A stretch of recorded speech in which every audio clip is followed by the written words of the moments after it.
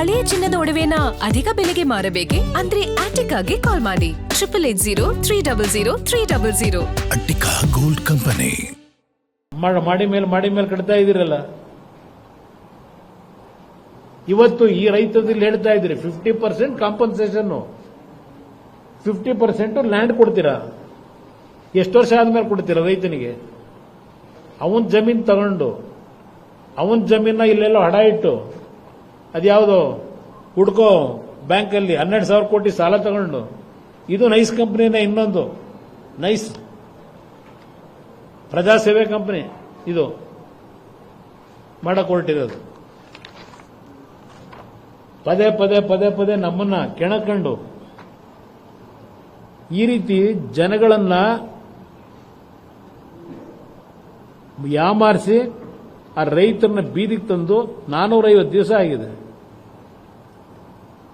ಅಲ್ಲೆಲ್ಲೋ ಹಂಚಿಪಳ್ಳಿದ ದೊಡ್ಡಿ, ಅಲ್ಲೆಲ್ಲ ಹಂಚಿಪುರದ ದೊಡ್ಡಿಲಿ ಅಲ್ಲಿ ಯಾವ್ದೋ 4 ಬ್ಯಾನರ್ ಕಟ್ಸಿಯಾರ, 4 ಜನ ರೆಡಿ ಮಾಡ್ಕೊಂಡು, ನಮ್ಮ ಜಮೀನು, ನನ್ನ ಮಕ್ಕಳೆಲ್ಲ ಅಲ್ಲೆಲ್ಲೋ ಬೆಂಗಳೂರಲ್ಲಿ ಕೆಲಸದಲ್ಲವ್ರೆ. ಈಗ ಜಮೀನು ಮಾಡಕ್ಕೆ 1,000 ರೂಪಾಯಿ 2,000 ರೂಪಾಯಿ ಕೂಲಿಯಲ್ಲಿ ಕೊಡೋದು ನಾವು. ರೈತ ಹೇಳಕ್ ಸಾಧ್ಯನ ಈ ಮಾತನ್ನ? ಭೂಮಿ ಇಟ್ಕೊಂಡು ಕೂಲಿ ಕೊಡಕ್ಕಾಗೋದಿಲ್ಲ. ನಾನು ರೈತರು ಯಾರೂ ಅಲ್ಲಿ 50 ಎಕರೆ 100 ಎಕರೆ ಇಟ್ಕೊಂಡಿಲ್ಲ. ಅಲ್ಲಿ ಯಾವ 1 ಎಕರೆ ಅರ್ಧ ಎಕರೆನಲ್ಲಿ ಜೀವನ ಮಾಡ್ತಾ ಇದ್ದಾನೆ.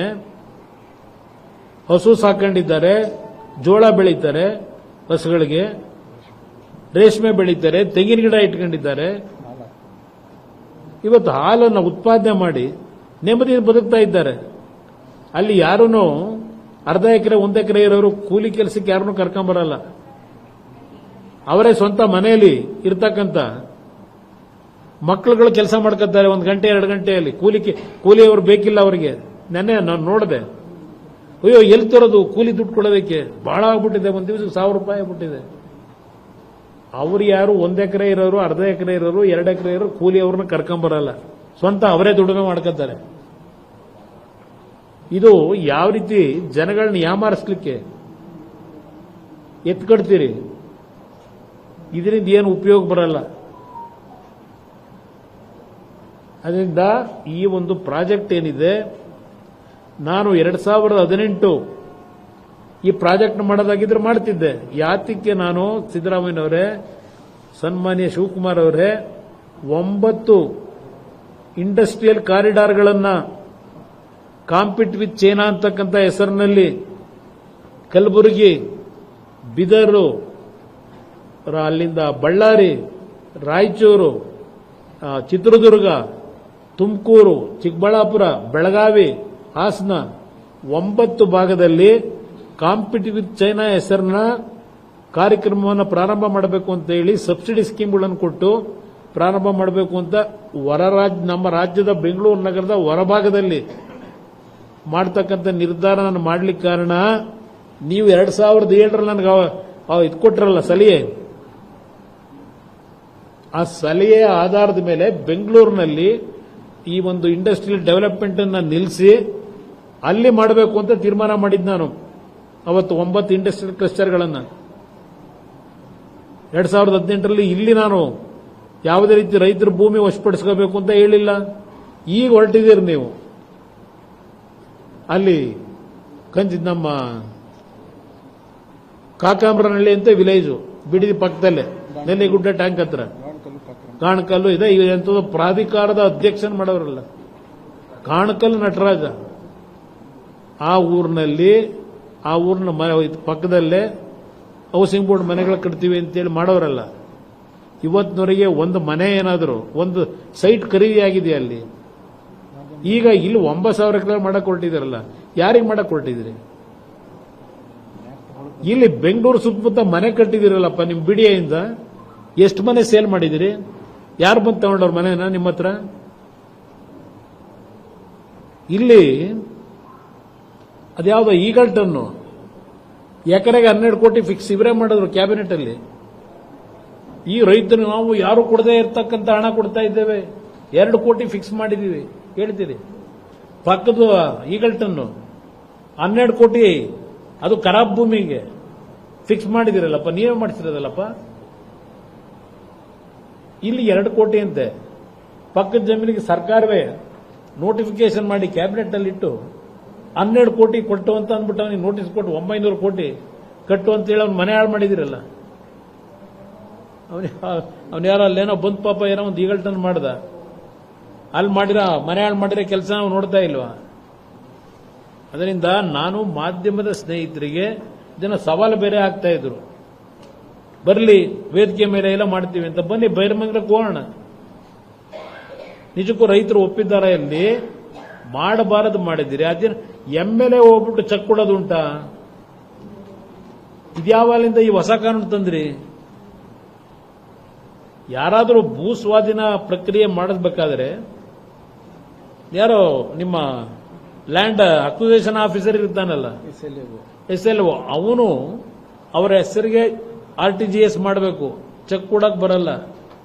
ಶಾಸಕರು ಏನ್ ಇಷ್ಟುದ ದೊಡ್ಡ ಬೋರ್ಡ್ ಇಟ್ಕೊಂಡ್ಬಿಟ್ಟು ಕೊಡ್ತಾ ಇದೀವಿ ನೋಡಿ ಆಗಲೇ ಅಂತ ಹೇಳಿ ಯಾರೋ 6 ಜನಕ್ಕೋ 7 ಜನಕ್ಕೋ ಕೊಟ್ಟು ಏನ್ ದೊಡ್ಡ ರೈತರನ್ನ ಉಳಿಸ್ತಕ್ಕಂಥದ್ದಕ್ಕೆ ದೊಡ್ಡ ಮಟ್ಟದಲ್ಲಿ ಆರ್ಥಿಕ ಶಕ್ತಿ ಕೊಟ್ಟಿದ್ದೀವಿ ಅಂತ ಹೊರಟಿದ್ದೀರಿ. ಇವತ್ತು ಹಿಂದಿನ ಕಲಾಪದಲ್ಲಿ ಸಿದ್ದರಾಮಯ್ಯನವರೇ ಬುದ್ಧಿ ಹೇಳಿ ನೆನ್ನೆ ಇಲ್ಲೆಲ್ಲ ಭಾಷಣ ಮಾಡ್ಕೊಂಡಿದ್ದೀರಿ. 2028ಕ್ಕೂ ಮತ್ತೆ ಕಾಂಗ್ರೆಸ್ ಸರ್ಕಾರವೇ ಏನೋ ಡಿಕೆ ಬಿಕೆ ಹೆಸರಿನಲ್ಲಿ ಮತ್ತಿನ್ನೊಂದು ಬಾರಿ 28ಕ್ಕೆ ಬರ್ತಾರಂತೆ. ನೆನ್ನೆ ಅಸಹ್ಯ ಆ ರಸ್ತೆ ನೋಡಿದ್ರೆ. ಏನ್ ಹೇಳಿದಿರಿ ನೀವು? ನಿಮ್ಮ ಸರ್ಕಾರದ ಕಾನೂನಿನ ತಂದಿದ್ದೀರಿ, ಯಾರ ಮೇಲೆ ಕೇಸ್ ಹಾಕಿದಿರಿ? ಇವತ್ತು ಜನ ಓಡಾಡಕ್ಕಾಗದೇ ಇರ್ತಕ್ಕಂಥ ರೀತಿಯಲ್ಲಿ ಕಟ್ಟಿದಿರಲ್ಲ ಬ್ಯಾನರ್ಗಳು. ಯಾವನಪ್ಪ ಅಧಿಕಾರಿ? ಯಾರ ಮೇಲೆ ಆಕ್ಷನ್ ತಗೊಂಡಿದ್ದೀರಿ? ಸಣ್ಣ ಪಕ್ಷಗಳು ಯಾವ್ದೊಂದು ಬೋರ್ಡ್ ಹಾಕೊಂಡ್ರೆ ಕೇಸ್ ಹಾಕ್ತೀರಿ. ಒಂದು ಮಾತು ಹೇಳ್ತೀನಿ, ಇಲ್ಲಿ ನನಗೆ ಗೊತ್ತಿದೆ, ಕಚೇರಿಯಲ್ಲಿ ಕೂತ್ಕೊಂಡು ಕೆಲಸ ಮಾಡಲ್ಲ.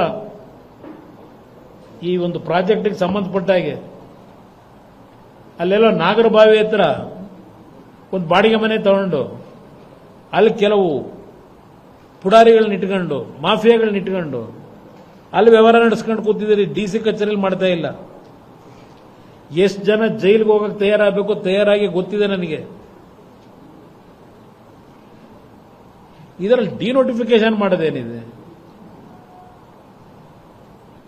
ನೀವು ಮಾಡ್ಕೊಂಡಿರೋದು ಏನಿದೆ, ಪ್ರಾಜೆಕ್ಟ್ ಕೈ ಬಿಟ್ರೆ ಮುಗಿದೋಯ್ತು. 20 ವರ್ಷ ಆಗಿದೆ, ಇನ್ನೆಷ್ಟು ವರ್ಷ ಆಗುತ್ತೆ ಇದು? ಸುಮ್ಮನೆ ಅದು ಮಾಡ್ತೀವಿ ಇದು ಮಾಡ್ತೀವಿ. ಬೆಂಗಳೂರು ನಗರನೇ ನಿಮ್ಮ ಯೋಗ್ಯತೆ ಸರಿಪಡಿಸ್ಕೊಳ್ಳೋಕ್ಕಾಗಿಲ್ಲ ಇನ್ನು. ಅಲ್ಲೆಲ್ಲೋ ಬಹಳ ದೊಡ್ಡ ದೊಡ್ಡ ರಸ್ತೆಗಳು ಮಾಡ್ತಾರಂತೆ, ಒಳಚರಂಡಿ ವ್ಯವಸ್ಥೆ ಮಾಡ್ತಾರಂತೆ. ಮೊದಲು ಬೆಂಗಳೂರು ನಗರ ಸರಿ ಮಾಡ್ಕೊಳ್ಳಿ.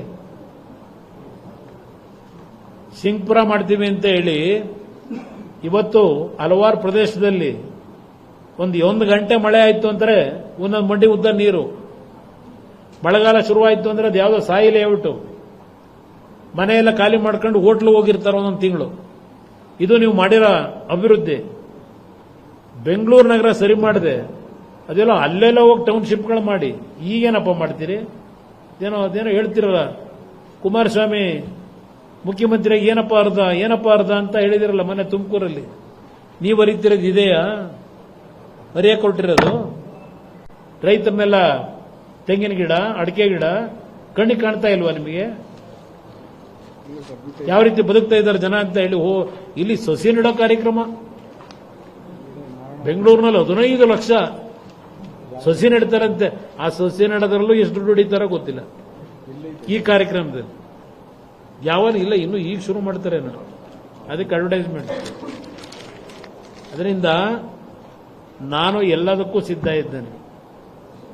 ನಾನು ಎಂದೂ ಸಹ ಜನವಿರೋಧಿ ನೀತಿ ಮಾಡತಕ್ಕಂಥದ್ದಕ್ಕೆ ನನ್ನ ಸರ್ಕಾರದಲ್ಲಿ ನಾನು ಆಸ್ಪದ ಕೊಟ್ಟಿಲ್ಲ. 5 ಬಡಾವಣೆ ಘೋಷಣೆ ಮಾಡಿದೆ 2007 ಆಗಸ್ಟ್ ತಿಂಗಳಿನಲ್ಲಿ. ಯಾವೊಂದು ಸ್ವಾತಂತ್ರ್ಯ ದಿನಾಚರಣೆಯಲ್ಲಿ ಶಿವರಾಮ್ ಕಾರಂತ್ ಬಡಾವಣೆ, ಕೆಂಪೇಗೌಡ ಬಡಾವಣೆ, ವಿಶ್ವೇಶ್ವರಯ್ಯ ಬಡಾವಣೆ, ದೇವರಾಜ ಅರಸು ಬಡಾವಣೆ, ಹೀಗೆ ಬಡಾವಣೆ ಹೊಸ ಬಡಾವಣೆಗಳನ್ನ ರಚನೆ ಮಾಡಬೇಕು ಅಂತ ಹೇಳಿ ತೀರ್ಮಾನ ಮಾಡಿ ಅದು 20 ವರ್ಷ ಆಯಿತು. ಶಿವರಾಮ್ ಕಾರಂತ್ ಬಡಾವಣೆ ಇನ್ನೂ ನೀವು ಮನೆ ಕೊಡಲಿಲ್ಲ. ಕೆಂಪೇಗೌಡ ಬಡಾವಣೆ ಏನಾಗಿದೆ? 20 ವರ್ಷ ಬೇಕಾ? ಈಗ ಇಲ್ಲಿ ಮಾಡಕ್ ಹೊರಟಿದ್ದೀರಲ್ಲ, ಮೊದಲು ರೆಡಿ ಮಾಡಿರೋದನ್ನ ಸರಿಪಡಿಸ್ಕೊಳ್ರಪ್ಪ. ಅಲ್ಲೋಗಿ ಏನ್ ಮಾಡ್ತೀರಿ? ಭಾಷಣ ಮಾಡಿದ್ದಾರೆ. ಬಿಡದಿ ಟೌನ್ಶಿಪ್ಗೆ ಯಾವ ನಮ್ಮ ಎಲೆಕ್ಟ್ರಿಸಿಟಿ ಡಿಪಾರ್ಟ್ಮೆಂಟ್ ಅವ್ರ ಪರ್ಮಿಷನ್ ಕೊಟ್ಟಿಲ್ಲ, BWSSB ಅವ್ರ ಪರ್ಮಿಷನ್ ಕೊಟ್ಟಿಲ್ಲ, ಯಾವುದೋ ಏನೋ ಭಾಷಣ ಮಾಡ್ಕೊಂಡಿದ್ದೀರಿ. ಅದೆಲ್ಲ ಆಗಿದೆ, ಅದು ನಮ್ಮ ಕಾಲದಲ್ಲಿ ಮಾಡಿದೀವಿ. ಇದು ಯಾವ ರೀತಿ ನೀವು ವಿಧಾನಸಭೆ ಕಲಾಪದಲ್ಲಿ ಮಾತಾಡಿದಿರಿ ಇಲ್ಲಿದೆ, ನಾನೇನು ಸುಳ್ಳು ಹೇಳೋದಲ್ಲ. ತರಸ್ ನೋಡ್ಕೊಳ್ಳಿ ಎಲ್ಲ. ಶಿವಕುಮಾರ್ ಅವರೇ ಅವತ್ತೇನೇನು ಭಾಷಣ ಮಾಡಿದ್ರಿ, ಈಗ ನಮ್ಮ ಮೇಲೇನು ಚಾರ್ಜ್ ಮಾಡ್ತಾ ಇದ್ರಿ. ಇದಕ್ಕೆ ತಕ್ಕ ಉತ್ತರ ಕೊಡಬೇಕಾದ ಕಾಲ ಬರುತ್ತೆ, ಬಹಳ ದೂರ ಇಲ್ಲ, ತಿಳ್ಕೊಂಡಿದ್ದೀರಿ.